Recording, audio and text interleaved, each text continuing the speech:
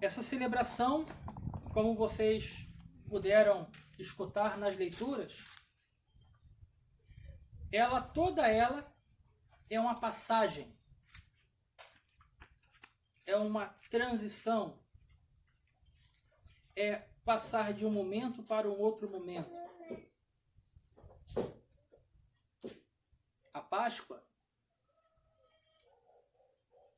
Pessá, passagem, é essa transição da morte para a vida, do cativeiro, da prisão, para a libertação verdadeira.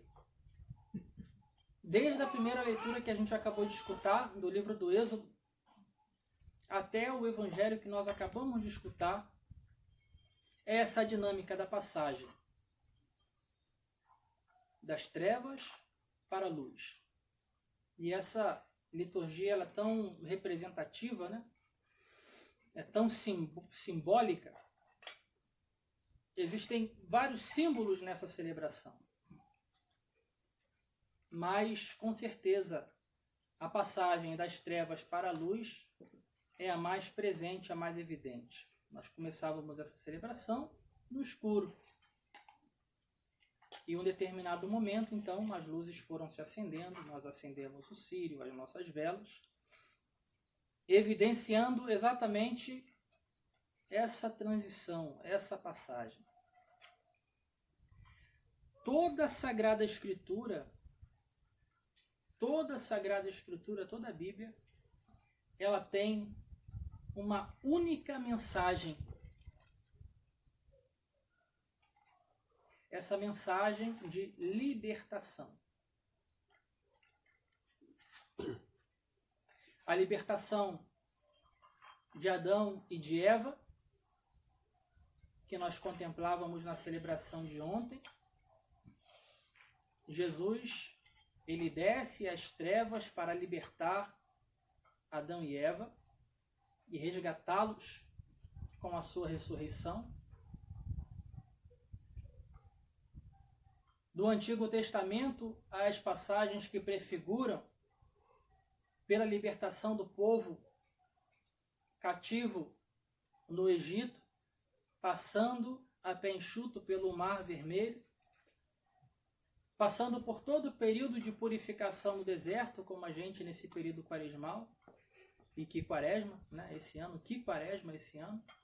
para então adentrar na terra prometida. Para então a libertação. E toda a Sagrada Escritura, ela tem como sua linha vertical essa temática da libertação.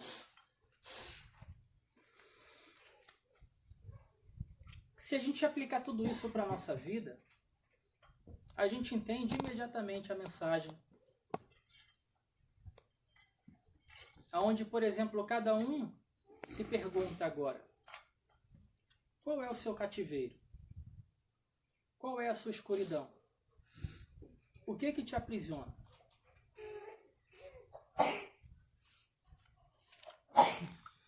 Qual é o seu inimigo? Ou quem é o seu inimigo? O que para você é? Qual é o seu impossível? Porque essa noite santa é a noite da libertação. É a noite da vida. É a noite da passagem das trevas para a luz. Aquilo que para você é o impossível, essa noite diz para você no seu coração: para mim, nada é impossível. Porque eu venci aquilo que nenhum homem pode vencer, que é a morte. Então, a ressurreição de Cristo, ela é a resposta a todas as nossas enfermidades, todas as nossas calamidades. A Páscoa é a celebração da possibilidade da luz em meio à escuridão e às trevas. A Páscoa é a resposta às nossas perguntas, aos nossos questionamentos, às nossas incertezas e dificuldades. Porém, Deus, quando faz aliança com Abraão,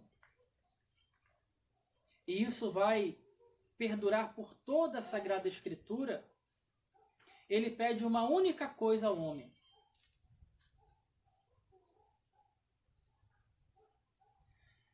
Se você quer ser alguém livre, você precisa fazer uma coisa. Tem um dever de casa que você tem que fazer. Se você quer ser livre, já aqui, nessa vida, estando ela de cabeça para baixo como está, aquilo que Deus pede a Abraão e aquilo que Jesus fala no Evangelho, corroborando aquilo que o Pai fala no Antigo Testamento, é o grande segredo e a chave que abre a possibilidade de que essa luz que ilumina as trevas ilumine também as trevas do meu coração. E de forma muito simples, Jesus diz no Evangelho: conhecereis a verdade e a verdade vos libertará. Então, se nós queremos viver essa liberdade, a gente precisa viver na verdade. E viver na verdade significa acolher a palavra de Deus, acolher a sua mensagem. Aquilo que no Antigo Testamento é traduzido por obediência, né? Abraão, se você adorar apenas a mim como seu único Deus, porque naquela época de Abraão, né, como a gente sempre fala, né, existiam dentro da cultura deles o culto a vários deuses, né, aquilo que a gente chama de enoteísmo arcaico. Deus, ele pede exclusividade e obediência nessa exclusividade. A obediência de Abraão é uma vida na verdade. Aquilo que a gente sempre recorda dizendo, né? Você pode mentir para qualquer pessoa e ser qualquer coisa diante de qualquer pessoa, mas para Deus, com Deus não dá para fazer isso, né? E a única coisa que Deus pede para Abraão é a obediência. E a obediência é a verdade, que é a sua palavra, né? Então, quando Jesus no Novo Testamento ele diz: conhecereis a verdade vos libertará, a mensagem é exatamente essa. O que faz da nossa vida passar do nada para o tudo, passar das trevas para a vida, passar da morte para a vida, das trevas para a luz, é a verdade. É uma vida na verdade. Por isso que, socialmente falando, nós estamos muito longe disso. Porque hoje em dia, infelizmente, não se cultiva mais os valores, aqueles que nós falávamos na celebração de ontem, né, da paixão. A gente lembrava alguns desses valores, né? Como, por exemplo, honra. O que é ter honra hoje? Tem muita gente que nem sabe mais o que é honra, ser honrado, né? Verdade, caráter, honestidade.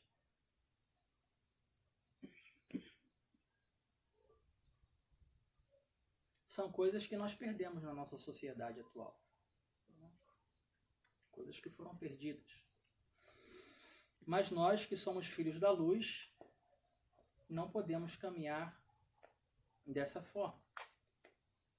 Nós, como filhos da luz, a gente precisa, mesmo em meio às trevas do mundo, ser essa luz que vai iluminando cada canto que chega.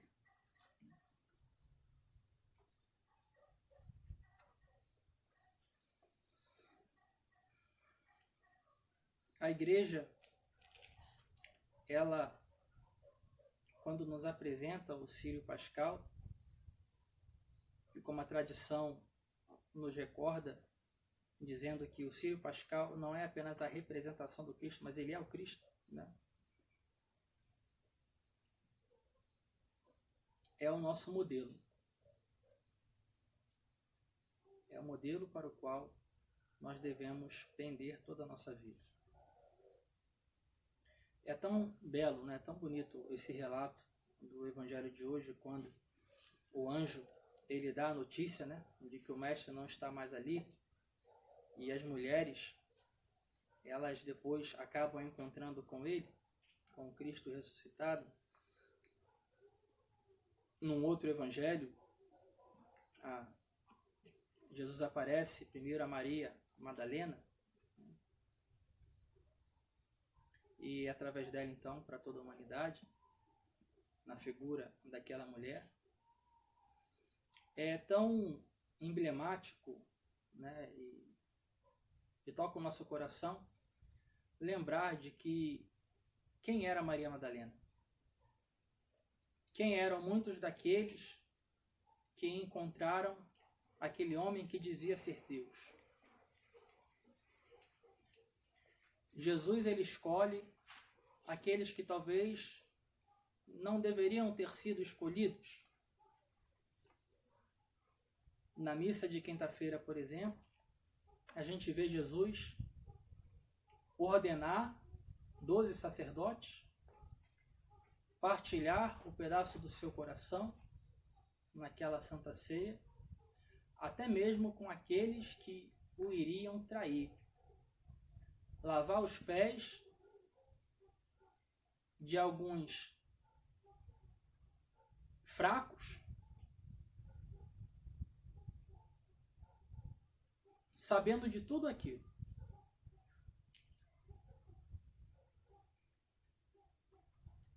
Judas que o entrega com 30 moedas de prata, da onde depois eles compraram um campo, né? Um campo de sangue, como diz a Sagrada Escritura, com 30 moedas de prata. Enquanto Maria, naquele outro evangelho, entra aonde Jesus estava e quebra o frasco de perfume que valia 300 moedas de prata. Se com 30 moedas de prata era o suficiente para comprar um campo, imagina 300 moedas de prata. E ali ela entrega tudo que ela tinha. Não foi pouca coisa não. E o mestre então é abandonado pelos seus. A Virgem Maria, algumas santas mulheres e São João acompanham. Jesus entrega a sua vida, manifestando o seu amor por nós, para nos dar a possibilidade de que, se nós quisermos, e nós fizermos esse esforço por viver na verdade que liberta, nós entrarmos também nessa terra prometida, nessa terra santa. Eu não sei se você já parou para pensar, da mesma forma que você um dia vai entrar num caixão, não gosta, claro, não gosta muito de imaginar essas coisas, não. Mas, da mesma forma que um dia você vai entrar num caixão, Jesus também foi depositado no sepulcro. Ele também passou por aquilo que é a pior experiência de alguém sobre essa terra, que é a experiência da morte. Ele também passou. Sem necessidade. Mas por amor, ele se entregou. E aí, a resposta que nós temos de tudo isso é essa celebração de hoje. A vida. Por mais que o tempo que nós estejamos vivendo, e eu tenho dito que depois daquilo que nós estamos passando, é como se o mundo ele estivesse terminando uma etapa e começando outra. Diante de tudo que está acontecendo, né? É como se nós estivéssemos encerrando um período, uma etapa, iniciando uma outra que a gente não sabe como vai ser. Mas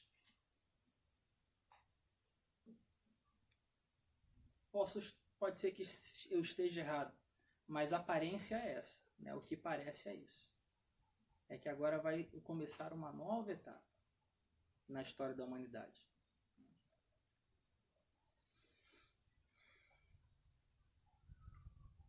E a minha preocupação,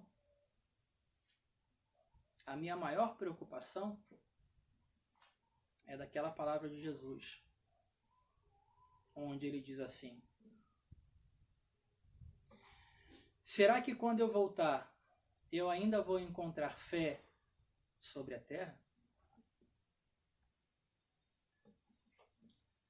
O meu medo é esse. Meu medo pessoal é esse.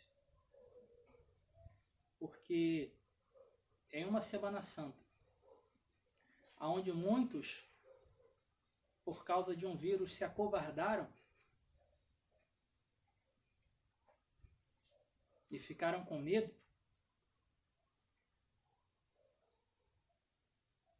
essa palavra de Jesus, essa profecia de Jesus, ela como se ela se fizesse muito atual e muito presente. Ah, padre, mas o senhor está sendo muito radical. Não. Quando os missionários vinham da Europa para evangelizar o Brasil, aqui tinha muitas doenças. Eles deixavam de vir por causa disso? Eles deixavam de se embriar no meio dos matos? Um monte de doença que tinha? Não. E agora, porque alguns dizem que você não pode fazer isso ou aquilo, ou que você até tem que ficar em casa, nós cruzamos os braços e obedecemos como cordeirinhos. Será que o Filho do Homem, quando voltar, ainda vai encontrar fé sobre a terra? Esse é o medo. Tomara que essa não seja a nova etapa, que até mesmo nós, como igreja, estamos entrando. Tomara que não, eu rezo para que não.